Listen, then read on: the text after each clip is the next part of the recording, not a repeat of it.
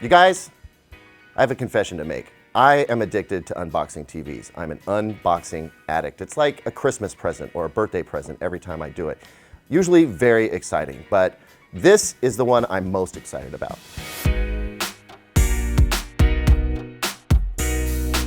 Welcome back, everyone. I'm Caleb Dennison, and today we are unboxing, setting up, and getting first impressions of the TCL 6 series, also known as the R635. Now, you may notice that this box is a little bit smaller than what we're used to dealing with. It's a 55-inch model. Normally, I would review a 65-inch model, and in fact, one was here a week ago or so, and when we opened it up, it was busted. These things happen, though usually not as often. This year's been especially bad. I've gotten like 4 broken TVs, and I don't know what's going on with these logistics companies. It's like they're punting them straight off the truck, but it's been rough. Anyway, never mind all that. We've got the 55 here. Super excited. Let's get into it.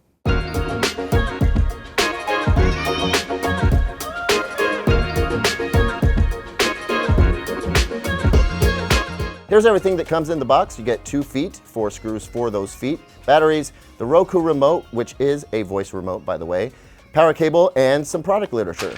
Super simple stand installation. The long piece goes towards the front. There's 3 nubbins to help line everything up. Those just go right there, and then we screw. You know, I hear they have like battery-operated drills for this. We should get one. And we're up. And while we're back here, I want to point out a few different things. One, these feet are the cable management system. So you basically lift out this little tab, run your cables through, and then put the little tab back. I like that a lot because it routes the cable directly back from the TV, and that should help keep it fairly invisible on most stands. Also, we've got 4 HDMI inputs. At least one of them does 4K at up to 120 hertz. Maybe all of them do. I need to check with TCL on that because it's not on their website, and they didn't mention it when they did a product briefing for me. One of them is EARC, even though it says ARC on the TV. I verified that already. So don't freak out if you get this TV and it just says ARC. It does support EARC, and the rest of what's back here is pretty standard issue.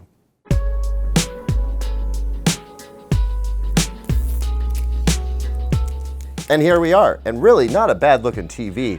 The bezels are almost non-existent on the top and sides. You do get a nice gunmetal gray accent down here on the bottom. The TCL logo is understated, and that round Roku logo is gone. It's just a simple little Roku TV down in the bottom right-hand corner. I like it. It's not particularly thin, but we don't expect it to be because it is a full array local dimming backlight technology. Actually, that's one of the most notable things about this TV. It is mini LED backlit. We'll talk about what that means and how it works more in the full review, but it's part of what's so exciting about this particular television. And with that, I think we should turn this thing on. Now on to Roku setup, which I've talked about before. It's a rather time-intensive process. You have to log into your Roku account and then go through a whole bunch of rigmarole through the app where it's going to ask you if you want certain apps and then try to make suggestions. I usually try to blow through that fairly quickly because I know I'm going to have to adjust everything once it's done with its setup. Anyway, once it's updated and it's downloaded the latest version of all the apps and restarted, ultimately it's going to take about 12 minutes, and that's before you log into your apps.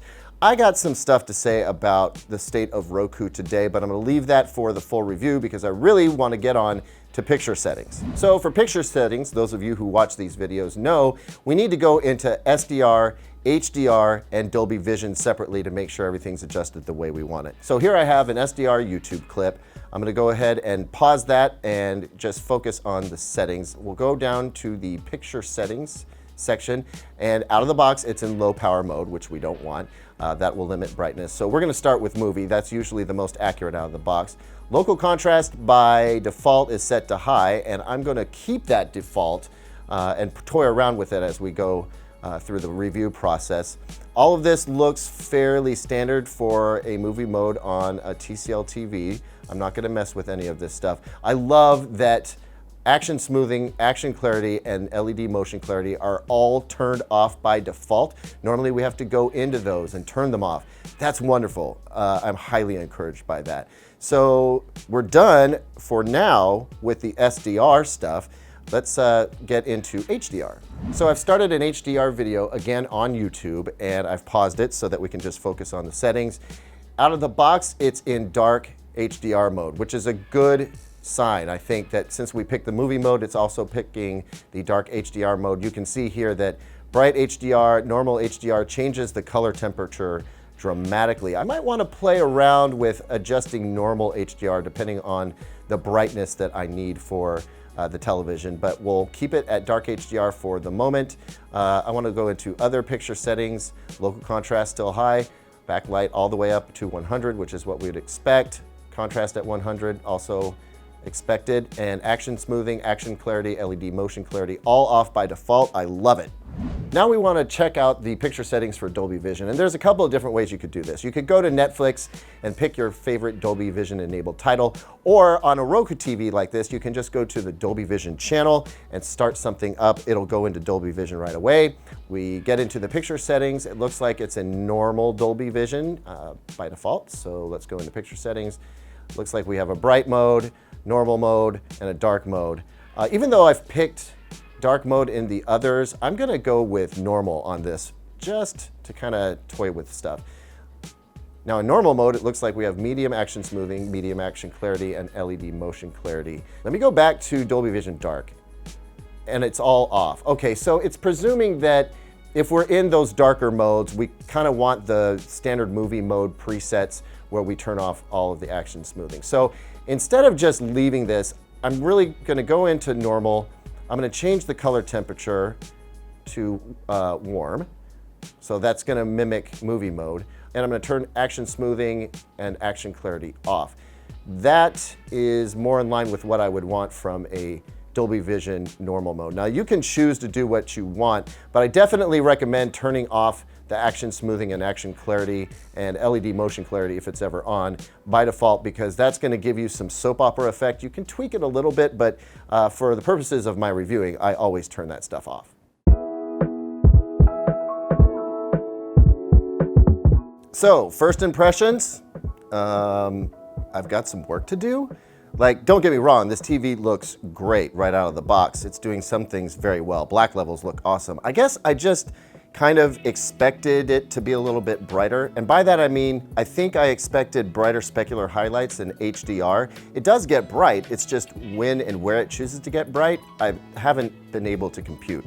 Also, I really want to put some numbers to that brightness. And I understand that I just got done with the Hisense H9G, which is like ridiculously bright. So that may be skewing my expectations.